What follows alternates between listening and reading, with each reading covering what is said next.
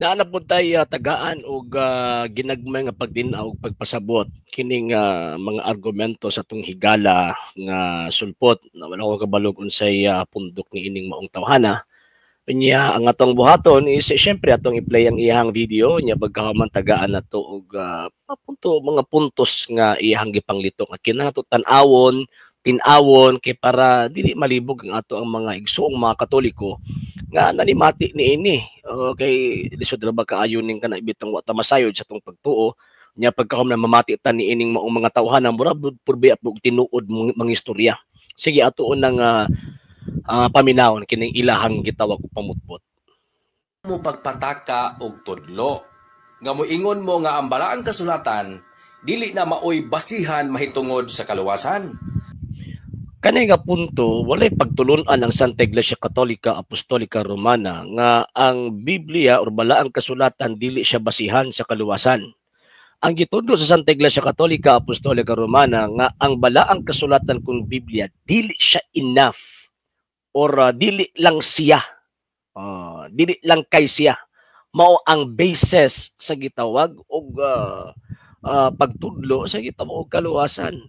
Sa hinungdan nga bisan gani ang Biblia nag-angkon nga ingon niya kung isulat pa ang tanan ni ining basahuna dili pa insakto ang og kasulatan kato magibuwat sa Ginoong Jesucristo. Ni ikaduha, mismo ang balaang kasulatan nagtudlo mahitungod sa gitawag og tradisyon. Di ba? 2 Thessalonians chapter 2 verse 15 nga sumala pa ni San Pablo huptin ninyo ang mga tradisyon nga among gitudlo kaninyo pinaagi sa pulong ug sa sulat. So dili lang enough nga libro lang. Number one, dapat naa siya katugbang, naa siya kauban na kadtong maong pasabot nga mga buhat, mga pagtulunan nga gidawat nga gikan pa sa mga apostol ug maunang tradisyon. Ug dili pud pwede nga mag-exist ang usa ka libro nga may kag mao lang na ang ato ang basis kung walay responsableng magtudlo. Di ba?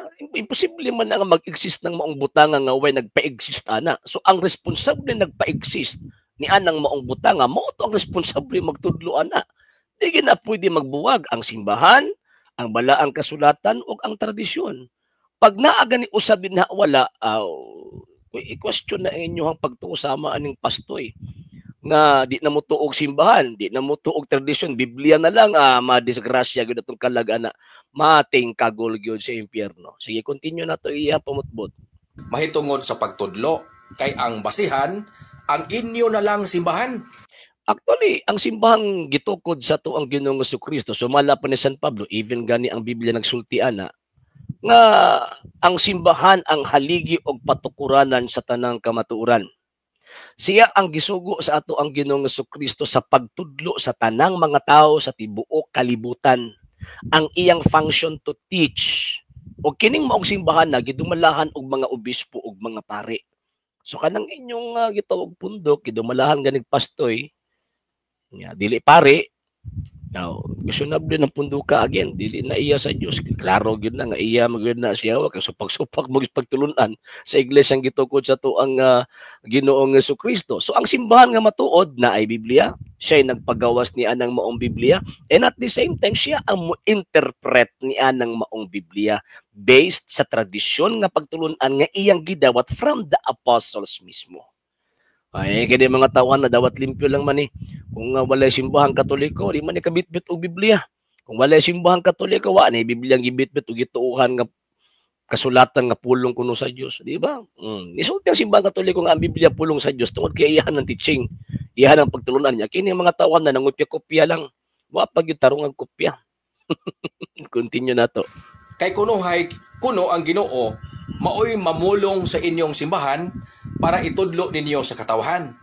Actually, dili man ang Santo Papa, mga pari ug mga obispo ang nisultiana. Si Kristo ang nisultiano St. John chapter 14 verse 16 and 26.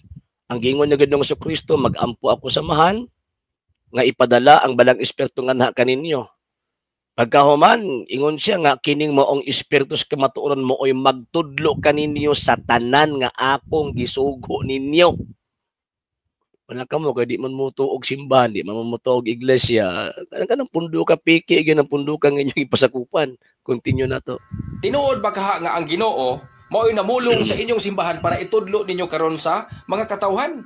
Yes, mao bitaw nga nituo mo anang balaan kasulatan kon Biblia kay gipamulong na sa simbahang Katoliko nga gisugo sa Ginoo sa pagpanudlo.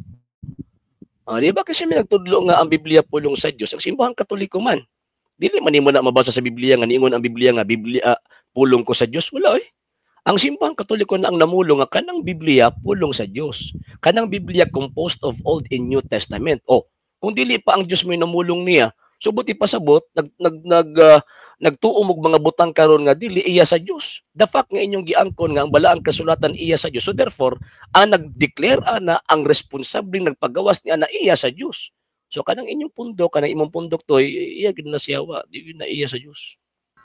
Naghimo mog pagtulunan nga inyong ipasangil kang Kristo nga si Kristo, mao'y nagtudlo ni ana nga pagtulunan. Dili man mi pareha sa inyong gabuot-buot lang og angkon nga may connection kang Ginoong Kristo. Ang simbahang Katoliko na may connection kang Kristo. Mabitaw na anang Biblia again, ngano man tungod kay naa sa connection kang Kristo. Siya ang mas labaw nakasabot sa gipamulong ni Kristo og sa gitudlo sa mga apostol. Para sa inyo, himo-himo lang na para sa inyo kay magsusupak mamong dagko. O kung unsa itudlo sa simbahang gitukod ni Kristo, inyong balit-aron. Kung unsa gitudlo sa simbahang Katoliko, inyong gitawag og supakon, butang-butangan pa ninyo nga nagmao-mao. Nya mura ra ba mo og correct? Okay lang unta og naa may connection sa Ginoo, wala baya. Ning buto ra baya mo nga mura bag ka ng resultas dalugdog. O di ba? Buot sa napastuyan eh. Sa tinuod lang dili gina siya tinuod. Wala. Kinsa nag-ingon nga di tinuod kamo? Ganing buto lang after 16th century. Kaluoy bagod ninyo, hukman ninyo ang pundok nga mas nauna pa sa inyo ha. Hukman ninyo ang pundok nga mao'y responsable nagtudlo nga ang Biblia pulong sa Dios. Unya pagkahuman igo lang mo nagbasa niya, ang kaptong inyong gihulaman, inyong gikopyahan, ingnon ninyong mali. Pagkabangaga og maunay huna-hunaon or maunay panghuna-huna nga husto. Bangag yun, bangag.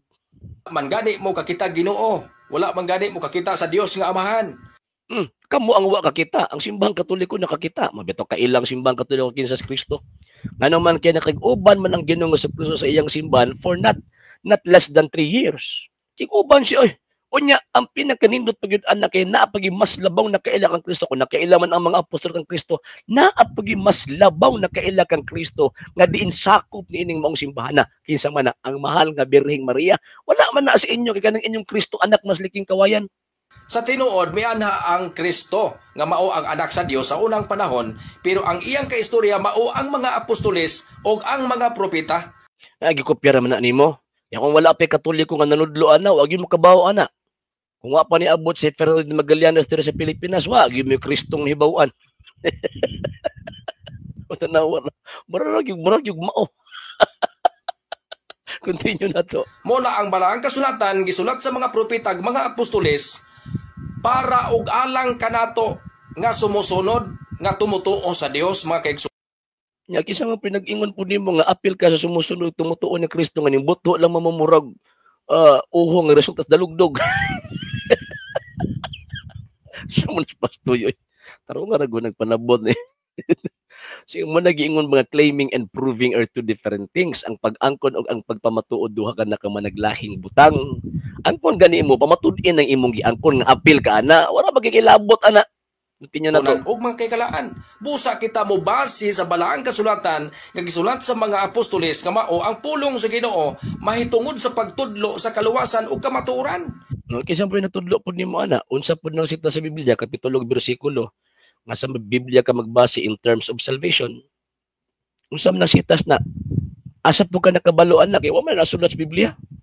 Nanudlo ang mga apostol nga basta mo tudlo kaluwasan kinahanglan magbase sa Biblia. Wala eh. Gisugo ni Ginoong Kristo ang iyang mga apostol sa pagtudlo. Wa man ningon si Kristo nga pagbitbit mo Biblia. Wa pod ningon si Kristo nga papasaha sila Biblia. Ang giingon sa Ginoong Kristo, tudloi sila sa tanan nga akong gisugo ninyo. Unya pilar man pud ka mga apostol ang nakasulat diha sa balaang kasulatan, pilar man kabuok. Wa man kaabot siguro og 7. Di ba? The rest of that wala nakasulat. So unsa man to ilang mga panudlo nga wala nakasulat? Asa man ninyo na makaplagan kay kanang inyo ha, puro ra mo Biblia lang. Asa man na makaplagi ninyo? Niyabag, mayabag yun daan ng kalaki og mao man ang ato ang sundon nga mga argumento. Wala nga di ta magpailad ni ining maong gitawag og mga tawana. Balikon nako walay problema. Nga motuot ang Biblia kay mo ni pagtulunan sa Santa Iglesia Katolika, Apostolika, Romana. Dili problema sa mga Katoliko nga Biblia usa sa mga basihan sa mga pagtulunan nga imong itudlo in terms of salvation. Pero dili gitudlo sa simbahan na gitukod ni Kristo nga Biblia lang ang basihan. Dili gitudlo sa simbahan na Ginoong Jesucristo nga walay labot ang iglesia or walay labot ang simbahan sama sa pagtuo ning pastuya. Dili na mo gitudlo sa balaang kasulatan. Kay ang gitudlo sa balaang kasulatan pinakauna ang simbahan, ang haligi ug patukuranan sa tanang kamatuoran. 1 Timoteo 3:15. Unya mo base tag kasulatan 2 Thessalonians chapter 2 verse 15 inubanan sa gitawag og tradisyon. And syempre naapoy magtudlo ni ana St. Matthew chapter 28 verse 20 o kanang magtudlo ana gikan sa mga apostol nga pinadala Romans chapter 10 verse 14 to 15. Kining mo mga tawhan wa ni labot kay again mura nig uhong resultas dalugdog gibutho lagkalit nga way nagsugo nga mubutho. So naranan ninyo mutuong sa di mas importante gitudlo nato ang kamatuoran ug ang kamatuoran may magdala kanato sa kagawasan. Sa wala pa nakapag-follow sa itong mga pages, i-follow ninyo itong mga pages RJ Hulugan San Second TV Palipong Turgamento, Kuya Policy Page, and RJ's Vlog 2022. Ug pwede sa mo mag-send din na og Facebook stars. And also sa itong mga channels, sa wala pa nakapag-subscribe, subscribe ninyo itong mga channels, Dari Catholic Apologies and Official RJ San Second TV, Kuya Apologies TV, and the Barrio Kawayan Religious Forum. Ug pwede sa mo mag-send din na og super sticker, super chats, ug super thanks. And ayun, magpasalamat pud ko sa mga gusto itong mga Katoliko nagatabang, daghan na salamat. Ug sa butong mutabang, daghan kaayong salamat po in advance.